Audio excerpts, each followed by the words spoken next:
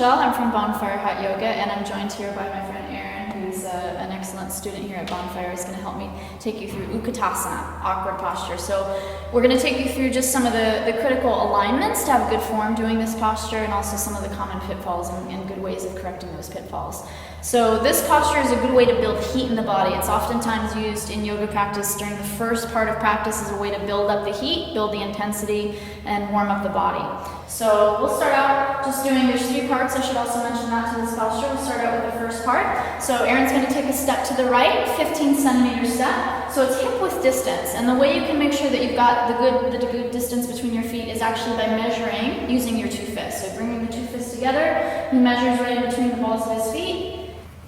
He needs to shorten that step a little bit so it's nice and perfect. Good. So that'll be the good distance. And you also want to make sure that the toes point straight ahead. So ideally that second toe especially points straight ahead of you to keep the feet nice and parallel. So arms extend up in the first part of this pose. He's going to stretch the arms forward so the tricep muscles are working. The shoulders are nice and relaxed though, so he's not hunched up around the ears with the shoulders like that. They drop down, just energy through the arms. Now he takes an exhale, draw the stomach in tight, and then he sits down.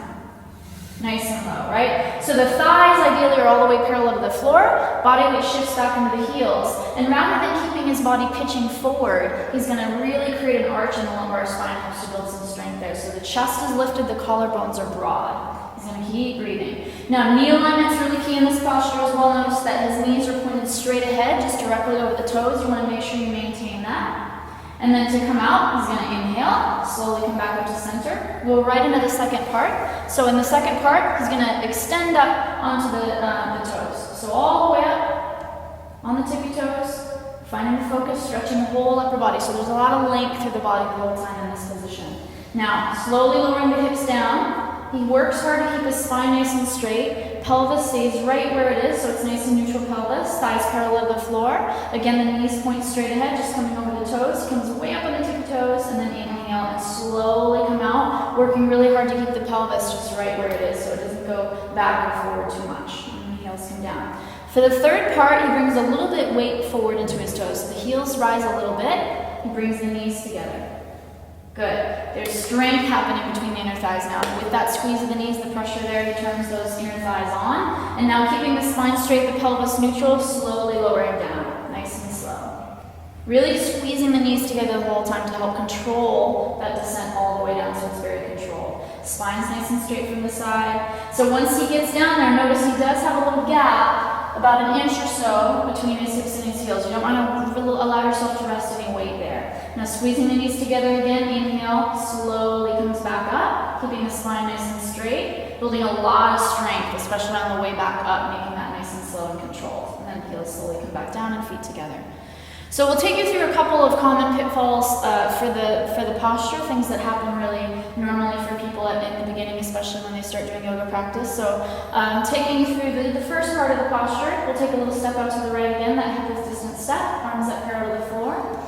So there's a tendency sometimes with people when they have weakness in the inner thighs to allow the knees to splay out, and that's actually not good alignment for the knee joint.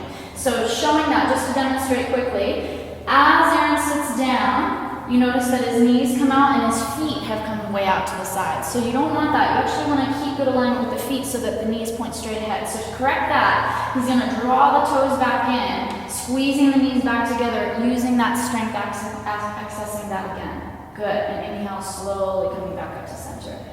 Now in the second part, another common pitfall is to pitch the upper body forward and let the hips come way too far back so the spine goes really out of alignment. So to demonstrate that for you, so you're going to come up on the tippy toes, everything lengthening up. And now sitting down, everything looks good until he starts to get a little weak and he starts to lean his upper body forward and allow the hips to come way back, right? Throwing the balance a little bit off. Now to correct it and maintain the balance, watch as he brings his hips forward, knees forward, automatically the upper body comes back into alignment again so the spine's nice and straight. And now inhale, slowly comes back up to center. Notice his knees again are pointing straight ahead, so he had good alignment with his knees that time. Third part, very similar to that second part. So he comes up a little bit on the toes, bring the knees together.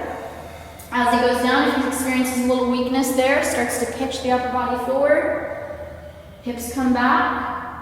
And so to correct it again, he's going to have to lean the upper body back, bring the knees down and forward, bring the hips way forward to correct that one. Holding it there. Good, inhale, slowly come back up. That third part, because you rode it so far down to the floor, a lot of people have difficulty with that third part. So we're going to demonstrate just an easier, kind of a softer way to get into this posture if you're just trying to build the basic strength to get into it. So coming up on the toes just a bit again, draw the knees together, squeeze the inner thighs. Hold it there, stomach sucked in, and now he's going to go down nice and slow. As far as he can, and when he gets to that place where he doesn't feel like he can go any further, it's not safe, he's going to slowly reach down and put a little weight into the hands and then slowly lower the hips back down, right? And then from there you can find that final position again. Leaning back, arms extend forward, very nice. There's a 1/2 inch gap between his hips and heels, you can see that. Now to come out, he's going to come out the same way to keep his knees nice and safe. So he brings the hands to the floor, slowly starts to straighten the legs. Back up with the arms, and nice and slow, all the way up to standing again. Good, feet back together, very nice. So hopefully that gave you some good tips, some good techniques to get you into awkward posture very soon with some good alignment. Thanks again, Erin, for demonstrating that so beautifully, and we'll see you again next time. Thank you.